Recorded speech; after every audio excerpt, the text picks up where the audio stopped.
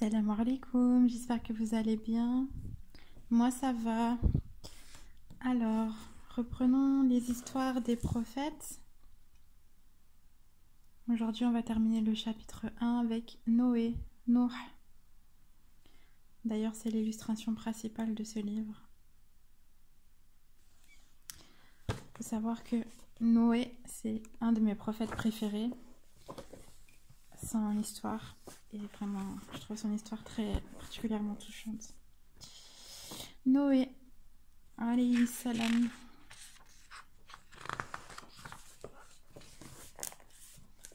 Bismillah.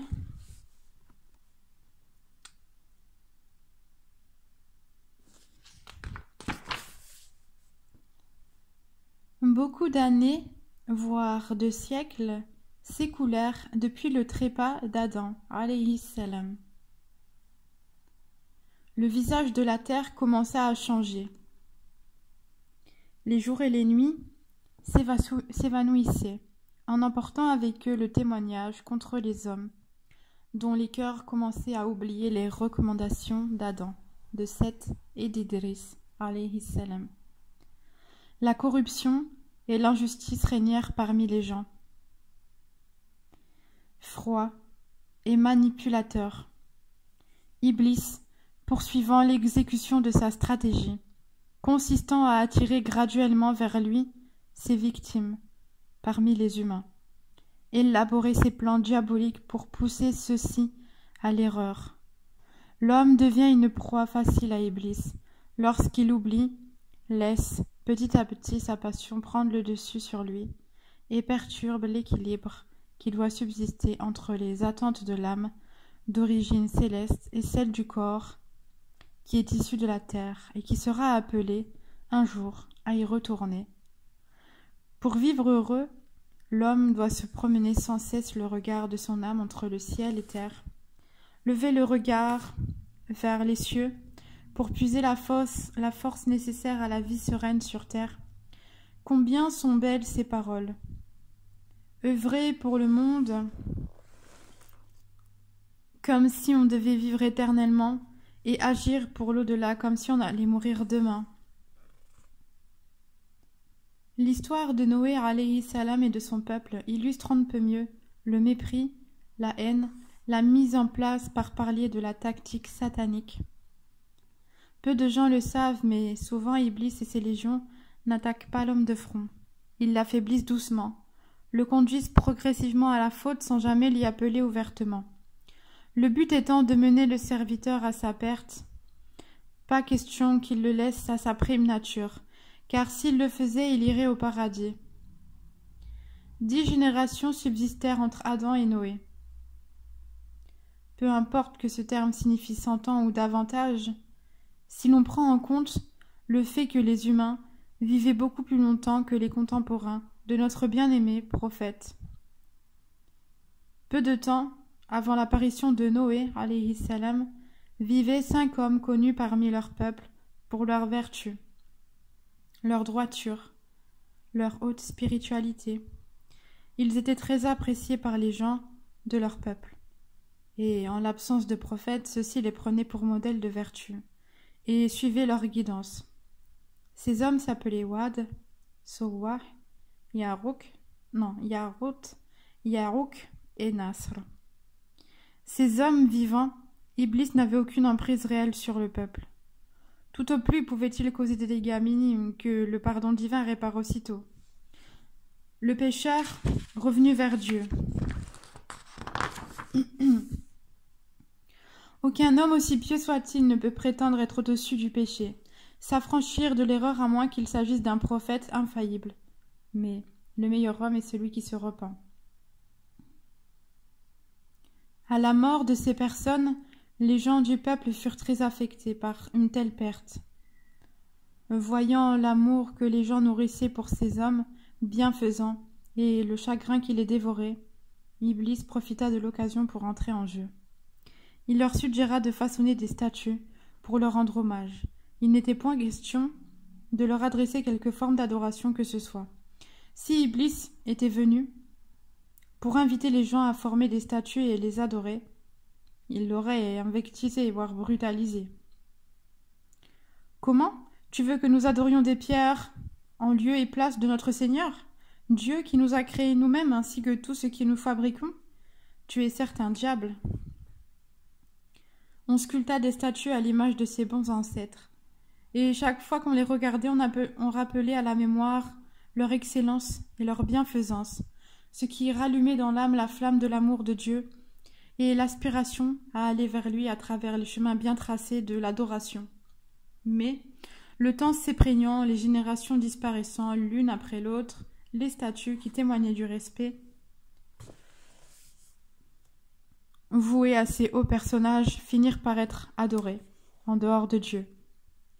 L'ignorance, l'oubli du rappel, le poids de la passion, l'amour des biens terrestres finirent, comme toujours, par avoir raison de la résistance spirituelle à la déviation insinuée progressivement et habilement par Iblis, qui ne désespère jamais quand il s'agit d'attendre le bon moment et de trouver le moyen adéquat pour précipiter la chute de l'homme. Ce qui était au début simple amour et pure vénération due à des ancêtres qui en étaient dignes se mua en idolâtrie. On attribua à ces aïeux des vertus qu'ils n'avaient jamais eux-mêmes revendiquées. Les statues pouvaient bel et bien, croyait-on, et rapprocher de Dieu. Iblis avait réussi son pari. Il pouvait être content de lui, car il avait fini par prendre des humains dans les filets de l'association, leur coupant ainsi la voie vers le paradis, leur ôtant tout espoir d'y accéder. Il sera heureux de les avoir à ses côtés en enfer. Et même, dans ce lieu de peine éternelle, il se moquera d'eux en leur disant « Certes, Dieu vous a fait une promesse véridique, tandis que moi, je ne vous ai fait une promesse que je n'ai pas tenue. Je n'avais sur vous aucun pouvoir, sinon celui de vous appeler. Or, vous m'avez répondu. »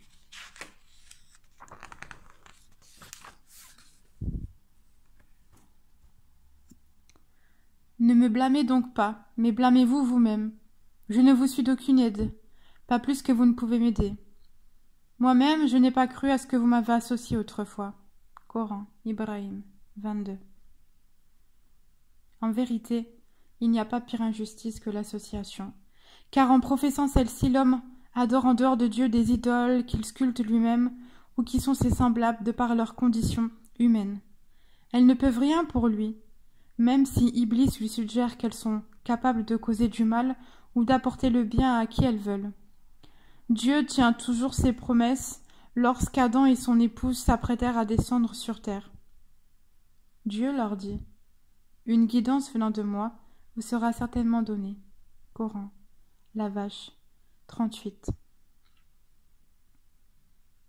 L'idolâtrie et la corruption s'étant répandues sur terre, Dieu envoya Noé à son peuple pour le ramener à la voie droite, lui rappeler le pacte primordial conclu entre l'humanité entière et son Seigneur.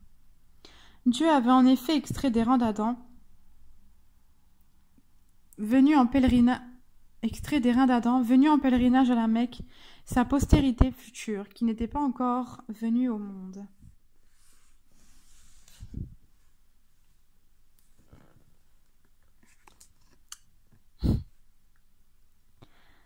Et prit de tous les humains l'engagement de ne reconnaître que lui comme Dieu et de n'adorer que lui. Noé alayhi salam n'était ni un roi au sein de son peuple, ni ne détenait des richesses extravagantes, mais il avait un corps, un cœur et une âme aussi pure que l'eau, qui descend de la montagne ou qui tombe du ciel. Bismillah. Sa nature primale était restée telle que Dieu l'avait créée, nette et étincelante, et il était prédisposé à se charger d'une mission aussi difficile que celle qui consiste à attirer les hommes, pour peu que ceux-ci l'écoutent et réfléchissent à ses propos, de la bassesse qu'est l'association, qui méconnaît la place du Seigneur, et à les élever vers les cimes de la beauté spirituelle, là où l'âme devient si légère qu'elle découvre ce que l'apesanteur des péchés et des passions empêche les esprits de percevoir. Si l'homme persévérait dans l'état de rappel, les anges viendraient à lui, et rien ne lui interdirait de les voir. Noé alayhi salam rappela à son peuple qu'il n'y a qu'un seul Créateur, que c'est lui qui mérite d'être adoré, craint pieusement, aimé, vénéré, obéi, et qu'il convient de lui être reconnaissant pour tout.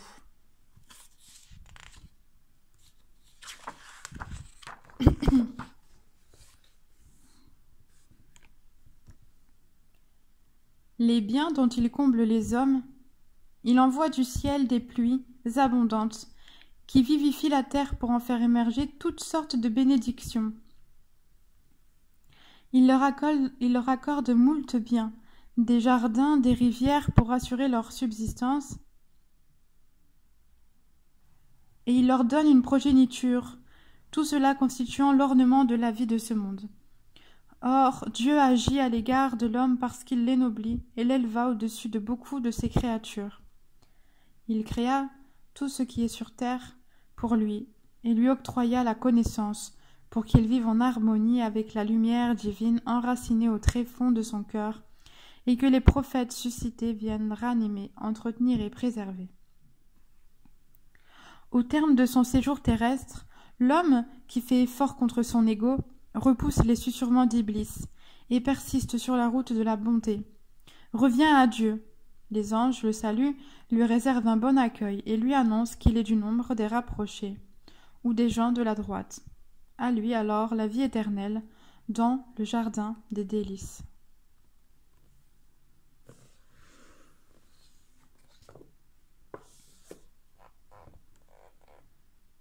Il était temps que le peuple de Noé alayhi salam se réveille, raisonne, brise les carcans de l'association, ouvre les yeux et découvre la tromperie d'Iblis qui se joua de lui et le coupa de la miséricorde de son Seigneur.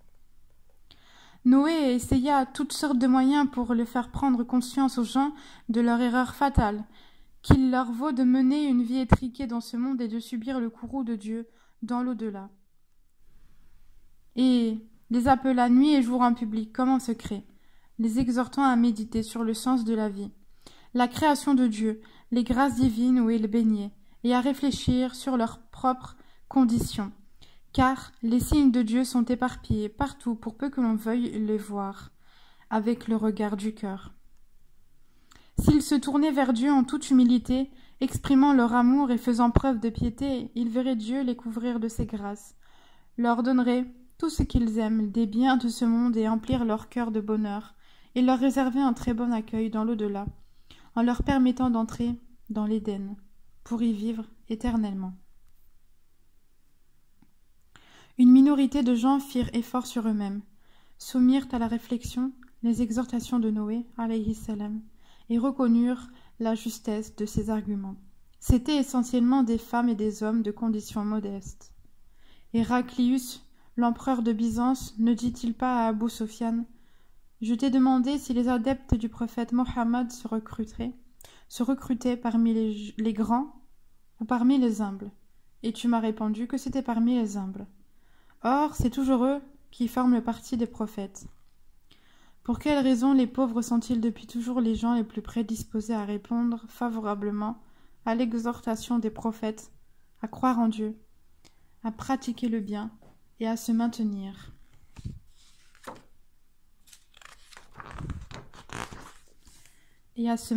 sur le chemin du vrai, tout simplement parce que rien ne les en empêche, ni bien, ni situation sociale, ni passion coupable ancrée, contrairement aux riches, aux notables et aux gens du pouvoir qui craignent pour leur statut social.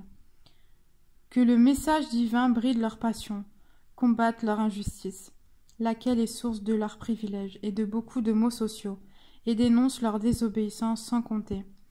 L'orgueil inique et aveugle, qui les incite à regarder de haut les faibles et les indigents, et à dédaigner adhérer à ce à quoi ils ajoutent foi, comme si ceux-ci n'avaient pas de jugement, sont incapables de raisonner, de réfléchir et de méditer. Ne dirent-ils pas à Noé alayhi salam, comme à beaucoup d'autres prophètes: nous ne voyons que les plus méprisables d'entre nous qui t'aient suivi. Coran, Hud 27. Si ce à quoi Noé a invité le peuple était vraiment une révélation en renfermant quelques biens venant de Dieu, ainsi qu'il le prétendait, les indigents ne les y auraient pas devancés, eux qui jouissent de toutes sortes de bienfaits.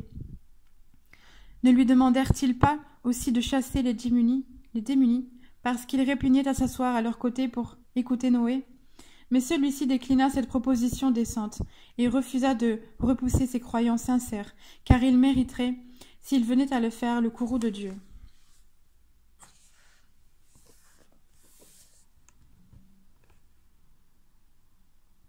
Noé, alayhi salam, s'évertua à appeler les siens à Dieu, à renoncer aux fausses divinités inventées par Iblis. Fertile en ruses et stratagèmes pour assouvir sa soif de vengeance sur Adam et sa descendance. Il s'adressa autant à leur cœur qu'à leur raison. Mais vainement, les notables qui n'entendaient pas se plier au rappel de Dieu et qui avaient davantage à gagner dans une société gouvernée par l'association, s'opposèrent à Noé. Ils diversifièrent les réponses et les oppositions à son appel, prétendant qu'il aspirait à la notoriété et au pouvoir au sein de son peuple, que seuls le suivirent les gens dénués de discernement, que rien ne le distingue d'eux. N'est-il pas un simple mortel, lui qui prétend être envoyé de Dieu? Par ailleurs, pourquoi Dieu enverrait-il un homme au lieu d'un ange? Qui plus est, un homme qui ne possède pas de fortune. Enfin, rien n'interdit de penser qu'il agit ainsi parce qu'il est tout simplement fou, et quand bien même.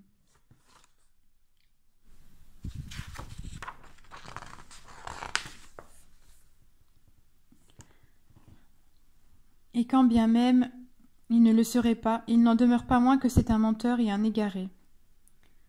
Toutes ces oppositions fallacieuses sont consignées dans le Coran. Nous avons déjà envoyé Noé à son peuple. Je suis pour vous un avertisseur explicite, afin que vous n'adoriez que Dieu.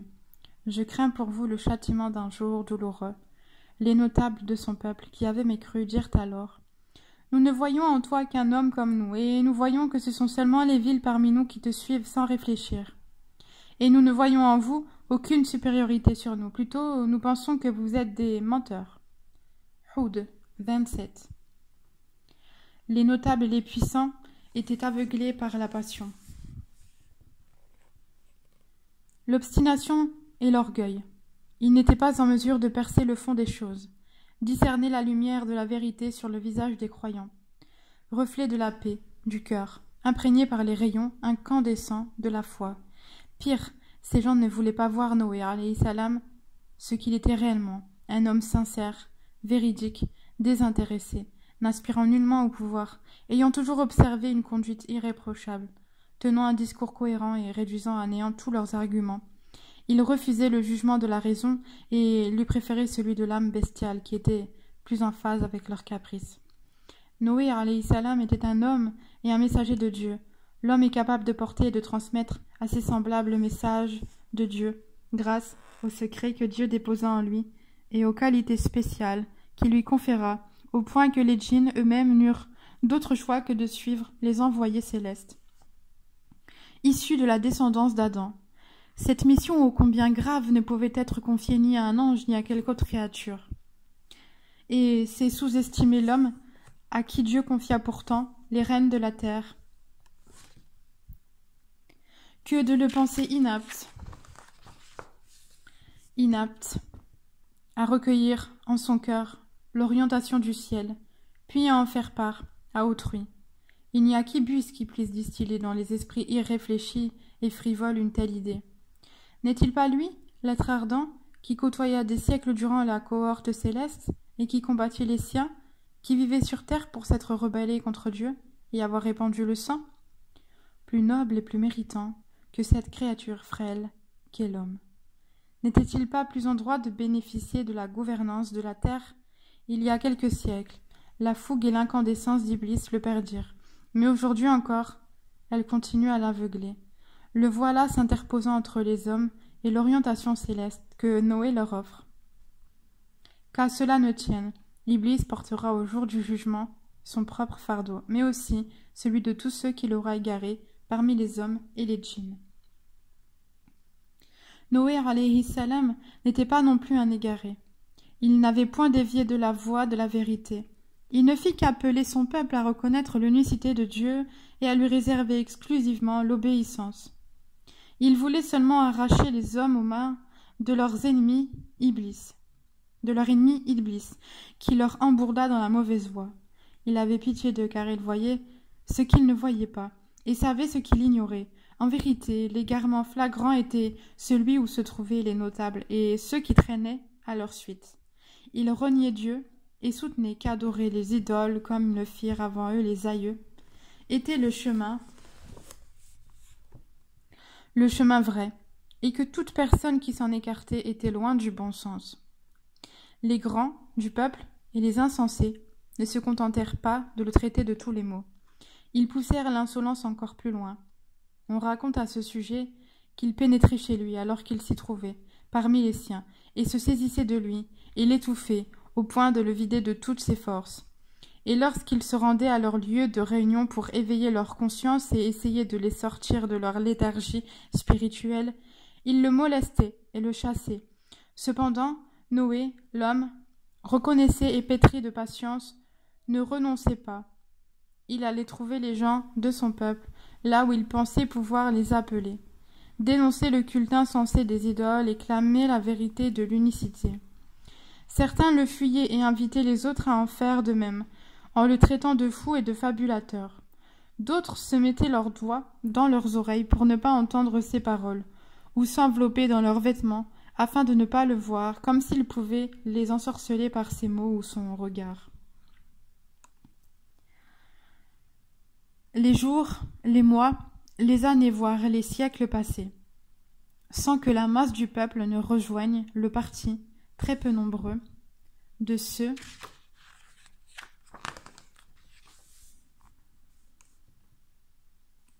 qui purent s'affranchir du joug des coutumes idolâtres, de la peur des notables, des on-dit et de tout ce qu'il peut transir, pétrifier l'âme et immobiliser sur le fin fil de l'indécision.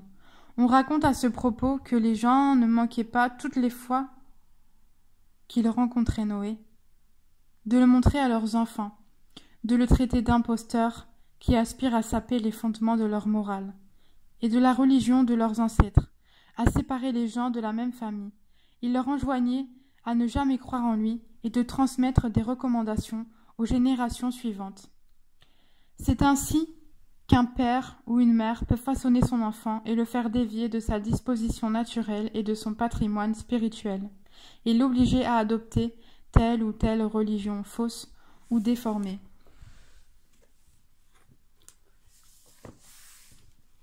Bien sûr, une fois mature, l'enfant a la chance de tout remettre en question, et de revenir par l'effort de raisonnement et de réflexion à la voie droite, à la nature primordiale, encore faut-il qu'il veuille le faire. Noé alayhi salam était triste de voir ses frères en l'humanité et les femmes et les hommes parmi qui il fut élevé et qui il avait vu grandir avec leurs enfants. Il était affligé de les voir préférer l'aveuglement à la guider. Il était davantage accablé en constatant son impuissance à orienter et à faire entendre raison à des membres de sa propre famille, en l'occurrence son épouse. L'épreuve de Noé fut dure. Sa femme, qui vivait à ses côtés, qui connaissait son intimité, qui aurait dû le soutenir, dédaigna le message qu'il apporta alors qu'elle savait pertinemment qu'il n'était pas homme à mentir. Elle avait, en les qualités morales de Noé, de quoi lui indiquer sa sincérité. Khadija, la femme du prophète Mohammed sallallahu alayhi wa sallam, avait, elle, su trouver les bons mots et faire le choix de la raison du cœur. Quand le prophète descendit du mont Hira, il informa de la visite de l'ange Gabriel. Elle lui dit « Assurément, Dieu ne voulait pas t'infliger de malheur, car tu te montres excellent pour ta famille, clément pour les faibles, généreux pour les pauvres, secourable pour toutes les victimes de l'injustice. C'est une bonne nouvelle que tu m'apportes, ô fils de mon oncle. » Le prophète, à plus généralement le croyant, n'a pas de pouvoir sur les cœurs. Il ne possède pas une baguette céleste qu'il suffirait de poser sur le cœur d'une personne à qui l'on tient pour le transformer, le vider des ténèbres pour l'emplir de lumière. Non. Le changement intérieur est une chose complexe.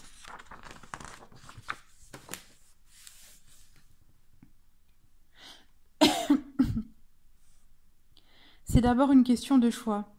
L'homme adopte en toute liberté les idées, la religion et le comportement qu'il veut. Dieu ne l'oblige pas à se mettre sur une voie ou sur l'autre. Il lui montre les deux chemins, celui de la guidée et celui de la déviance, et l'exhorte à suivre la bonne direction qui mène en toute sécurité à lui. L'épouse de Noé, alayhi salam, ne se contenta pas de suivre une voie autre que celle de son mari. Elle se moquait aussi de lui, le traitait de fou, qui cherche à aliéner les esprits, et prit en vain le culte des idoles, pourtant vénérées par les ancêtres. On raconte même qu'elle fut la première à avoir qualifié Noé de fou, non seulement à la maison, mais aussi en public. Plus grave, elle le trahit en transmettant aux incroyants ses secrets. Tenait ses ennemis au courant de tout ce qu'il faisait et leur donnait des noms de faibles et des déshérités qui venaient à lui pour faire soumission à Dieu. Les insensés recherchaient alors les nouveaux croyants, les torturaient et tentaient par tous les moyens de les séduire et les éloigner de Noé. C'est pour cela que cette femme fut citée comme exemple des épouses à qui rien ne servit de vivre dans la proximité prophétique, et qui firent leur propre malheur en s'opposant à la vérité. On lit aussi dans les récits anciens que la femme de Noé fut à l'origine de la rébellion de son fils. Lorsque Noé fut envoyé à son peuple, il était âgé de 350 ans. Il demeura avec eux 950 ans.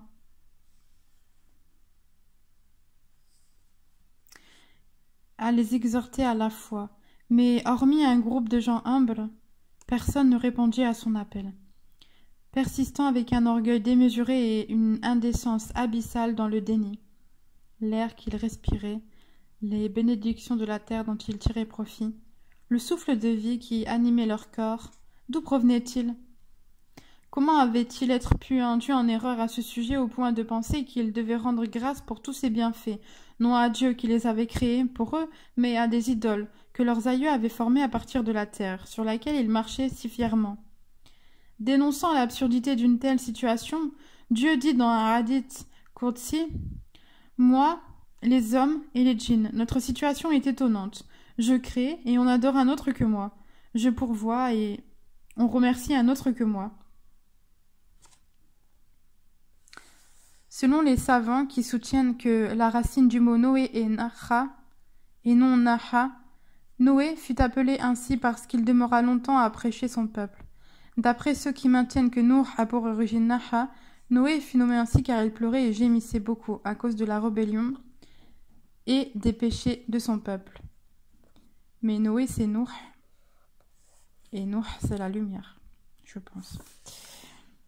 Jusqu'à quand Noé alayhi salam, allait-il patienter? Espérait-il que le nombre des croyants augmente? L'espoir était-il encore permis? À chaque génération qui passait succédait une nouvelle plus mauvaise encore, persistant davantage que la précédente dans la rébellion et le mal, et montrant à Noé un visage plus renfrogné et des cœurs plus fermés, et agissant à son égard et envers les croyants avec plus de dureté. Un jour qu'il était en prosternation devant son Seigneur, passa près de lui un homme qui portait sur ses épaules son petit-fils.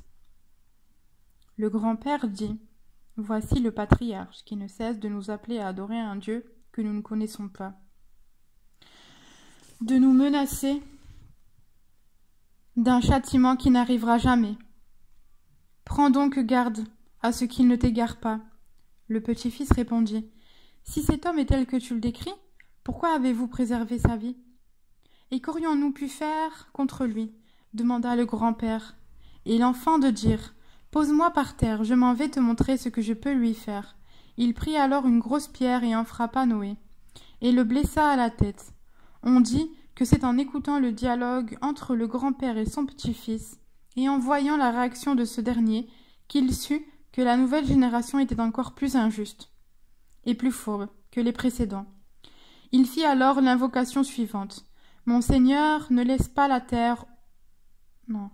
Mon Seigneur ne laisse sur la terre aucun habitant qui soit du nombre des mécréants. Si tu les épargnais, ils égareraient tes serviteurs et ils n'engendreraient que des négateurs pervertis. Sourate Noé, versets 26-27. Il se peut qu'il ait invoqué Dieu contre son peuple, non pas qu'à ce moment-là, mais après qu'il ait tenté de nouvelles fois de revivifier par son appel les âmes et les cœurs qu'il avait butés. Comme par le passé, contre l'arrogance et l'ignorance aveugle de ses contemporains. Bismillah. Il lui fut alors révélé: nul parmi ton peuple ne croira, sauf ceux qui croyaient déjà. Ne te tourmente donc pas à cause de leur action passée. Hud, verset 36. Colère et désespoir le poussèrent alors à souhaiter l'anéantissement des incroyants et de solliciter le soutien de son Seigneur.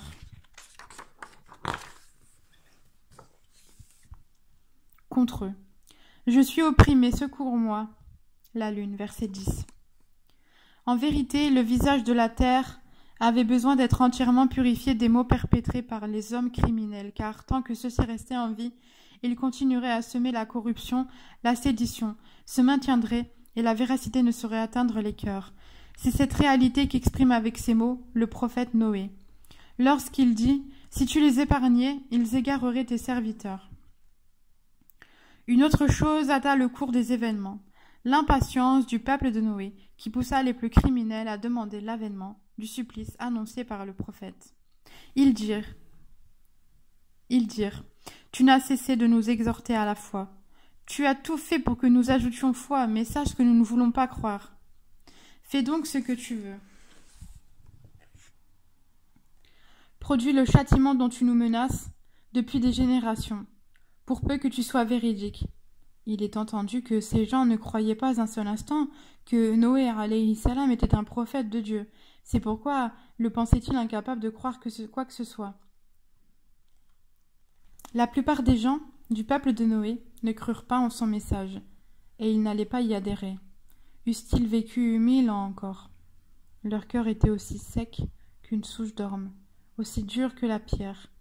Ils étaient sous l'emprise totale d'Iblis. Or, quand celui-ci entre dans un cœur, il s'en empare. Il tisse sa toile, sombre, où s'ensevelissent la foi, la pureté, l'amour et l'humilité. C'est ainsi qu'il dévore jour après jour la vie du cœur. Cependant, Dieu, dans sa miséricorde et sa sagesse, ne précipita pas le châtiment sur eux. Les générations nouvelles prenaient le relais des générations disparues, jouissant des grâces de Dieu, les plus diverses, tout en bannissant de leur vie tout souvenir de lui. Leur nature primordiale avait été altérée, et ils avaient péché en refusant de réfléchir et de faire œuvre de raison. Après que Noé ait épuisé toutes les voies de douceur pour amener son peuple dans la proximité de Dieu, apporté toutes les preuves de la véracité de son message, mis en garde son peuple contre les conséquences de sa désobéissance, Dieu lui ordonna de construire l'arche sous son regard en suivant ses recommandations. Et connaissant la bonté de son prophète, sa profonde miséricorde et sa pitié incommensurable envers son peuple, il lui dit : « Ne me parle pas en faveur des iniques, ils vont être noyés. » Noé ne devait pas, maintenant que le jugement à leur encontre fut prononcé, intercéder auprès de son Seigneur en faveur des injustes. Parmi les siens, ils récolteront le fruit de leur arrogance, de leur impudence et de leur rébellion. La première chose que fit Noé alayhi salam, après qu'il eut reçu l'ordre de construire l'arche, fut de planter les arbres qui lui serviraient à la confection du vaisseau qui devait le transporter, lui ainsi que les croyants et les créatures que Dieu lui demanda de prendre avec lui. Les récits des anciens racontent que Noé dut attendre 100 ans avant de couper les arbres qu'il lui fut recommandé de cultiver. Il fut aidé dans sa tâche par des anges. L'édification de l'arche achevée, la longueur de celle-ci fut de 12 000 coudées, sa largeur 600 coudées et sa hauteur 30 coudées. Elle était composée de 3 niveaux. Celui du milieu ou du haut devait accueillir les croyants et les 2 autres, les animaux. Un toit la recouvrait entièrement, et elle était pourvue de portes sur le côté. Les détails touchant les dimensions du vaisseau, et sur lesquels divergeaient les savants, ne sont pas vraiment utiles, comme d'hab. Ce qui importe de retenir, c'est qu'il suffit à transporter les humains, qui étaient d'ailleurs peu nombreux, ainsi que 2 couples de chaque espèce du règne animal. Nulle trace n'est demeurée sur la terre de cette œuvre du prophète Noé. Lorsque Noé se mit à construire le vaisseau, les notables de son peuple passaient près de lui et se moquaient de lui. « Ô Noé, lui lançait-il, ne prétendais-tu pas être un émissaire du ciel ? Te voilà réduit à couper et à travailler le bois. Si tu étais vraiment sincère dans ta revendication en qualité de prophète, ton Seigneur t'aurait épargné de te livrer à une besogne aussi pénible. » Il se gaussait aussi en lui disant « Nous te voyons bâtir un vaisseau là où il n'y a point d'eau.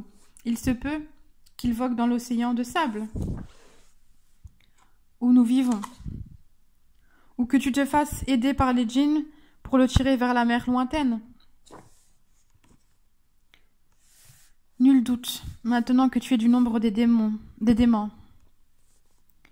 Pour sûr qu'un homme qui ne serait pas lié d'âme au cœur et au ciel aurait été déstabilisé par des remarques aussi acerbes et effrontées. Quant à Noé, qui était un peuple doué de résolution, il n'était pas affecté par ces réflexions, se contentant simplement de répondre « Si vous vous moquez de nous parce que vous nous voyez agir ainsi, pour assurer notre salut, lorsque le châtiment s'abattra sur les iniques, eh bien, sachez que nous nous moquerons de vous, à cause de votre acharnement à ne pas croire, ce qui vous perdra et appellera sur vous le châtiment de Dieu, aussi bien dans ce monde par la noyade que dans l'au-delà par le feu, et quelle bien triste destinée. Que serait-il arrivé si Noé alayhi salam avait prêté attention aux critiques et moqueries de son peuple? Peut-être que l'on ne continuerait pas jusqu'à aujourd'hui à parler de ce miracle que fut le vaisseau sillonnant les flots diluviens, et qui fut le moyen par lequel Dieu sauva les croyants. Il ne sert dès lors à rien d'écouter les blâmes. Voire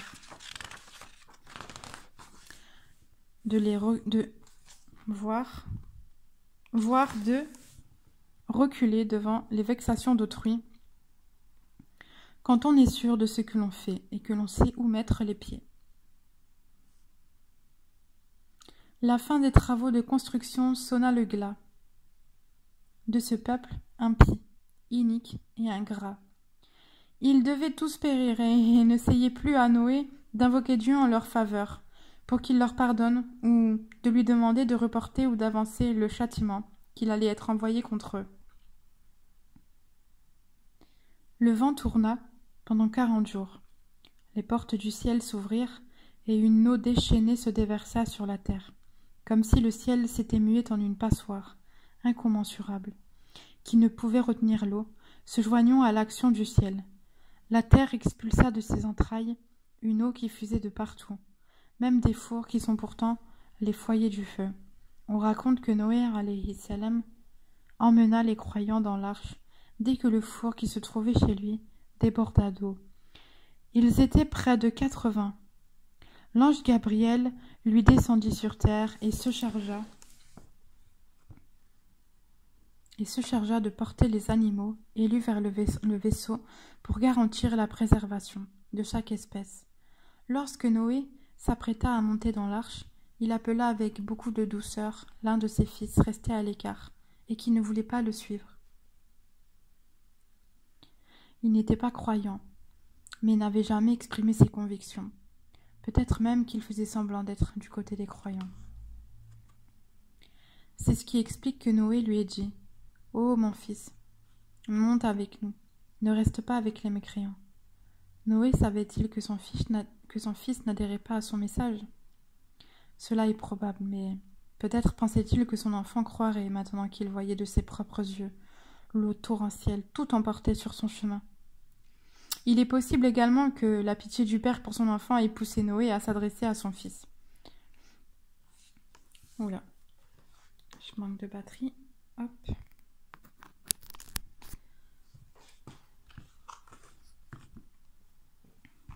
Alors, j'en étais où? Cela est probable, mais peut-être pensait-il que son enfant croirait maintenant qu'il voyait de ses propres yeux le torrentiel tout emporté sur son chemin.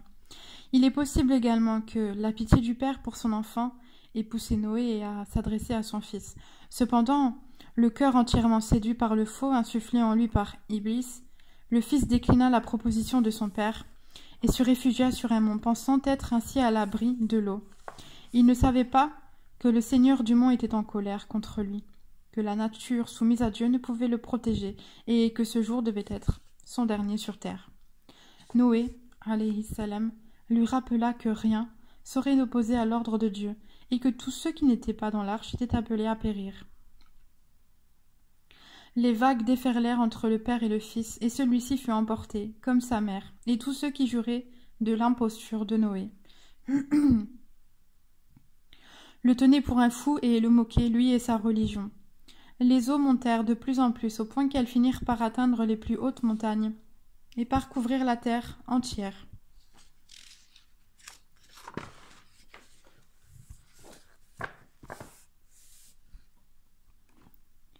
La montée des eaux fut accompagnée de vents impétueux et rugissants. Peut-être se posera-t-on la question suivante. Pourquoi Dieu attendait-il des centaines d'années avant de détruire le peuple de Noé, par le déluge et de sauver son prophète et les croyants qui le suivirent?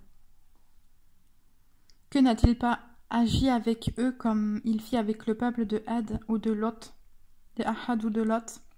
Dès qu'il devint clair qu'ils n'allaient pas renoncer à leurs égarements et se soumettre délibérément à lui, il les fit périr les uns par un vent violent et glacial et les autres par une pluie de pierres. À cela on répondra qu'il arrive que Dieu retarde l'échéance d'un châtiment pour des sagesses qui peuvent échapper à la plupart des gens. Il repousse le soutien de ses fidèles serviteurs pour éprouver la sincérité de leur foi, leur confiance en lui. Vont-ils être ébranlés sous les coups des épreuves? Ils diffèrent aussi la victoire pour que les porteurs de la foi consolident davantage leur lien avec lui et se dépouillent d'eux-mêmes pour se consacrer entièrement à lui. En outre, Dieu ne demande pas aux prophètes et à leurs disciples des résultats, mais simplement de se maintenir sur le chemin de la résistance au faux et de semer les graines de la foi dans leur environnement. Lorsque Noé s'installa sur l'arche, il invoqua Dieu en ces termes. « Louange à Dieu qui nous a sauvés du peuple inique. Seigneur, fais-moi parvenir à un lieu béni. Tu es le meilleur de ceux qui conduisent à bon port. » Il dit aussi « Au nom de Dieu qui fera voguer et arriver à bon port, en vérité, mon Seigneur est pardonneur et clément. » La terre fut submergée.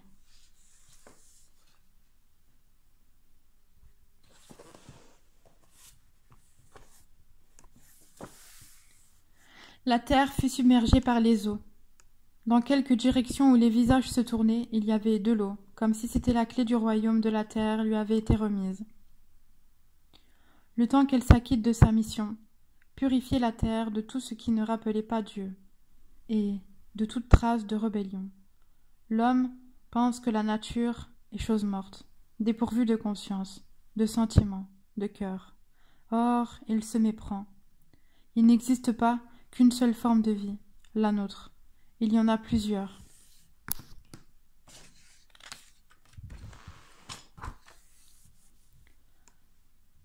Le dépôt de la foi fut d'abord proposé aux cieux et à la terre, mais ils ont décliné cette responsabilité, de peur de ne pas être en mesure de la porter. L'association forgée par Iblis et adoptée par les descendants d'Adam, ainsi que par les djinns, révolte les cieux et la terre, et les cieux, la terre et ce qu'ils contiennent. Ah, je crois que j'ai loupé une ligne. Ainsi que par les djinns, révolte les cieux, la terre et les montagnes. La terre et le ciel pleurent le croyant qui meurt. Les 7 cieux, la terre et ce qu'ils contiennent glorifient Dieu et célèbrent sa louange, même si l'homme ne comprend pas leur glorification. L'embarcation fut fabriquée par des matériaux et des moyens rudimentaires. Et ceux qui la façonnèrent n'étaient pas des artisans, mais Noé et ses disciples, c'est-à-dire les gens qui n'avaient pas pour métier la menuiserie et la construction navale. Pourtant, leur œuvre, le vaisseau résista aux eaux qui emportèrent tout leur chemin, en raison de leur foi.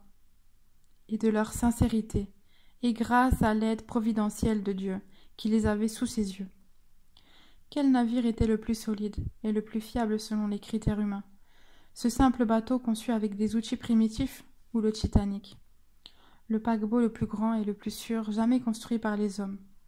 Pourtant, celui-ci sombra au cours de son voyage inaugural. Les eaux n'avaient aucune autorité sur l'arche de Noé, qui s'était mise sous l'aile protectrice de Dieu, tandis qu'elles reçurent l'ordre de faire couler le Titanic, dont les concepteurs étaient tellement pétris d'arrogance au point de prétendre qu'il était insubmersible, et que rien ne saurait le faire couler, fût-ce Dieu lui-même. Combien de temps dura le déluge? Il est impossible d'apporter une réponse fondée sur. Voguant sur la surface de l'eau, suivant son itinéraire connu de Dieu seul, portée par sa bienveillance et sa protection, l'arche ne s'arrêta que lorsque l'ordre fut donné au ciel de retenir la pluie et à la terre d'absorber les eaux qu'elle avait libérées. Le vaisseau s'installa avec toutes les créatures qui étaient en son sein sur une montagne que le Coran désigne par le nom d'Al-Judi. Où se trouve-t-elle? Dans la péninsule arabique, en Irak, en Égypte. Les réponses sont diverses. On raconte que Dieu dirigea l'arche vers le territoire sacré, où elle fit le tour de la Kaaba avant de l'acheminer vers sa destination finale, Al-Judi. Pour savoir si la terre avait fini d'absorber l'eau, Noé envoya un corbeau à la quête des nouvelles de la terre. Mais ce dernier tarda à revenir. Noé dépêcha alors la colombe, qui revient.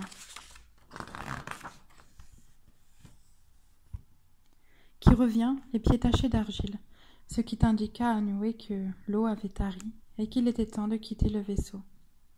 On dit que l'arche s'arrêta sur le mont Al-Judi un jour de Ashura, et que Noé, ainsi que les croyants qui étaient avec lui, observèrent le jeûne ce jour-là. La terre fut lavée de la rébellion. Iblis était toujours la même. Si ses alliés parmi les enfants d'Adam furent anéantis jusqu'au dernier, Iblis ne le regretta d'ailleurs pas, non plus que le ciel et la terre ne les pleurèrent. Noé s'adressa à son Seigneur, au sujet de son fils, qui fut emporté par les flots du déluge, peut-être parce qu'il ne savait pas que son fils était un croyant. Ce dernier n'exprima à aucun moment ce qu'il cachait dans ses tréfonds. Noé, alayhi salam, estima dès lors que son fils faisait partie des gens de sa famille. Ayant ajouté foi en son message, il ne sut la vérité que quand Dieu lui révéla. « Ô Noé, celui-là n'appartient pas à ta famille, il a commis des vilainies. Ne me sollicite donc pas pour quelque chose que tu n'as aucune connaissance. Je te mets en garde afin que tu ne sois pas d'entre les ignorants. » Sourate Hud, verset 46. Il ignorait que son fils était passé dans le camp des idolâtres, sinon il n'aurait pas invoqué Dieu en sa faveur, alors qu'il l'avait prié de ne laisser sur terre aucun mécréant. Dieu ne réserverait pas aux croyants un châtiment qui devait saisir exclusivement les impies. Cet enfant, Canaan ou Jam, ne devait pas être inclus dans les proches de Noé, car les liens vrais, les liens qui sont pérennes, sont ceux de la foi, et non du sang, ou ceux fondés sur autre chose encore.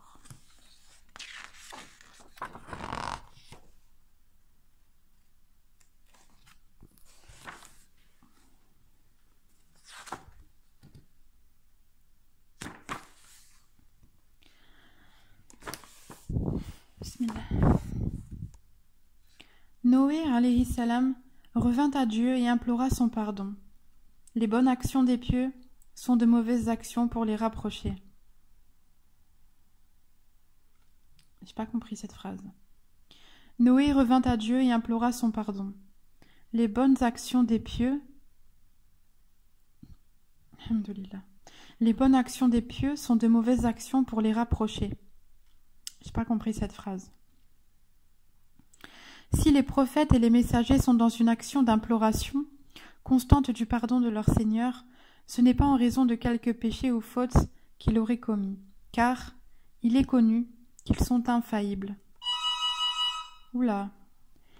Ils demandent l'absolution, soit pour que Dieu les préserve de l'erreur, soit parce qu'il arrive qu'ils passent par différents états spirituels, et que la demande de pardon les remet dans l'état parfait, soit parce qu'il advient qu'ils accomplissent une bonne chose, sachant qu'il y a meilleur à faire.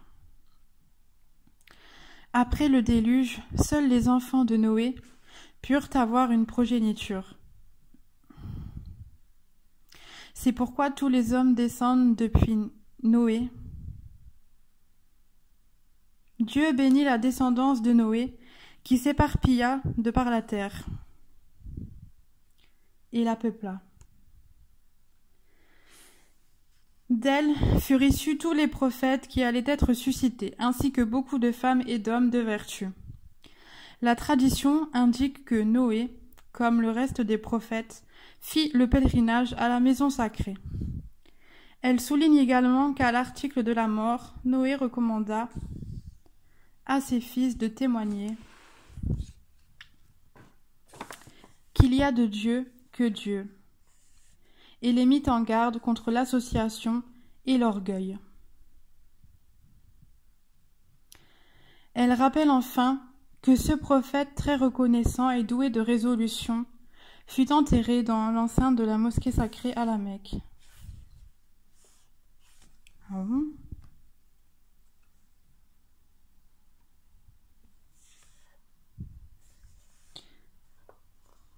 Que Dieu les mit en garde contre l'association et l'orgueil, elle rappelle enfin que ce prophète très reconnaissant et doué de résolution fut enterré dans l'enceinte de la mosquée sacrée de la Mecque. Ça, je savais pas. L'histoire de Noé est un hymne à l'espoir et à l'espérance, une leçon de patience et de persévérance. Ne jamais désespérer, malgré la peur de soutien dont on bénéficie et le peu de réaction favorable des gens à l'effort que l'on consent sur le chemin de Dieu. Et c'est la fin. Ah non, c'est pas la fin. Si, c'est la fin. Ah non, ça c'est... Moi, je vais lire ça aussi. Ça, c'est tiré du Coran. Bismillah ar-Rahman ar-Rahim. Nous avons déjà envoyé Noé à son peuple. Je suis pour vous un avertisseur explicite, afin que vous n'adoriez que Dieu. Je crains pour vous le châtiment d'un jour douloureux. Les notables de son peuple qui avaient mécru dirent alors : Nous ne voyons en toi qu'un homme comme nous, et nous ne voyons que ce sont seulement les villes parmi nous qui te suivent sans réfléchir. Et nous ne voyons en vous aucune supériorité sur nous. Plutôt, nous pensons que vous êtes des menteurs. Il dit : Ô mon peuple, que vous en semble, si je me conforme à une preuve de mon Seigneur, si une miséricorde échappante à vos yeux est venue à moi de sa part, devons-nous vous l'imposer alors que vous y répugniez ? Ô mon peuple, je ne vous demande pas de rétribution en retour, mon salaire n'incombe qu'à Dieu. Je ne repousserai point ceux qui ont cru, car ils vont rencontrer leur Seigneur, mais je vous trouve des gens ignorants. Ô mon peuple, qui me secourra contre la punition de Dieu si je les repousse ? Ne réfléchissez-vous pas ? Je ne vous dis pas que je détiens les trésors de Dieu. Je ne connais pas l'insondable, et je ne dis pas que je suis un ange. Et je ne dis pas non plus aux gens que vous méprisez que Dieu ne leur accordera aucune faveur. Dieu connaît mieux ce qu'il y a dans leurs âmes. Si je le leur disais, je serais certes du nombre des injustes. Ils dirent : Ô Noé, tu as disputé avec nous, et multiplié les discussions. Apporte-nous donc ce dont tu nous menaces, si tu es du nombre des véridiques. Il dit : C'est Dieu seul qui vous l'apportera, s'il veut, et vous ne saurez y échapper. Mon conseil, ne vous profiterez pas, au cas où je voulais vous conseiller et que Dieu veuille vous égarer. Ne vous serez d'aucune utilité. Il est votre Seigneur, et c'est vers lui que vous serez ramenés. Ou bien, ils disent, il l'a inventé. Dis, si je l'ai inventé, que mon crime retombe sur moi. Je suis innocent de vos criminelles accusations. Et il fut révélé à Noé que ton peuple... Non, il fut révélé à Noé. De ton peuple, il n'y aura plus de croyants que ceux qui ont déjà cru. Ne t'afflige pas de ce qu'il faisait. Construis l'arche sous nos yeux, et d'après notre révélation. Et ne m'interpelle plus au sujet des injustes, car ils vont être noyés. Il construisait l'arche, À chaque fois que des notables de son peuple passaient près de lui, il se moquait de lui et dit : « Si vous vous moquez de nous, eh bien, nous nous moquerons de vous comme vous vous moquerez de nous. Vous saurez bientôt à qui viendra le châtiment, qui l'humiliera, et sur qui s'abattra un châtiment durable. Lorsque notre commandement vint, et que le four se mit à bouillonner, nous dîmes : charge dans l'arche un couple de chaque espèce, ainsi que ta famille, sauf ceux contre qui le décret est déjà prononcé, et ceux qui croient. Or, ceux qui avaient cru avec lui étaient peu nombreux. Et il dit : montez dans l'arche, que sa course et son mouillage soient au nom de Dieu. Certes, mon Seigneur est pardonneur et miséricordieux. Elle vogua en les emportant au milieu des vagues hautes, comme des montagnes. Noé appela son fils qui resta en un lieu écarté, non loin de l'arche. « Oh, mon enfant, monte avec nous et reste pas avec les négateurs. » Il répondit : « Je vais me réfugier sur un mont qui me protégera de l'eau. » Noé lui dit : « Il n'y a aujourd'hui aucun protecteur contre l'ordre de Dieu. Tous périront, sauf celui à qui il fait miséricorde. » Les vagues s'interposèrent entre eux, et le Fils fut alors du nombre des noyés. Il fut dit : « Ô terre, absorbe ton eau, et toi, ciel, cesse de pleuvoir. » L'eau baissa, l'ordre fut exécuté, et l'arche s'installa sur le Djoudji. Et il fut dit : « Que périssent les gens pervers. » Noé invoqua son Seigneur et dit : « Seigneur, certes, mon fils est de ma famille, et ta promesse est vérité. Tu es le plus juste des juges. » Il dit : « Ô Noé, il n'est pas de ta famille, car il a commis un acte infâme. Ne demande donc pas ce que tu n'as aucune science.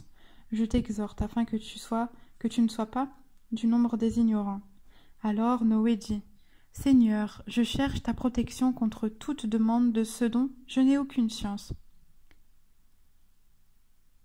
Si tu ne me pardonnes pas et ne me fais pas miséricorde, je serai du nombre des perdants. » Il fut dit : « Ô Noé, débarque en paix, sur toi, nos bénédictions, ainsi que sur des communautés issues de ceux qui sont avec toi.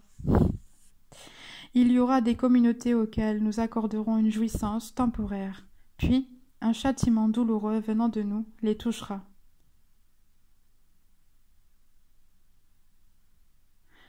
Voilà quelques nouvelles de l'inconnaissable que nous te révélons. Tu ne les savais pas, ni toi ni ton peuple, avant cela. Sois patient.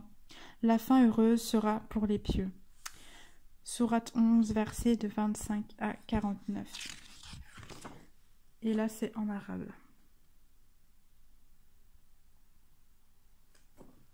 Et voilà, c'est la fin de ce chapitre des histoires des prophètes. J'espère que cela vous a plu. À très bientôt pour la suite. Salam.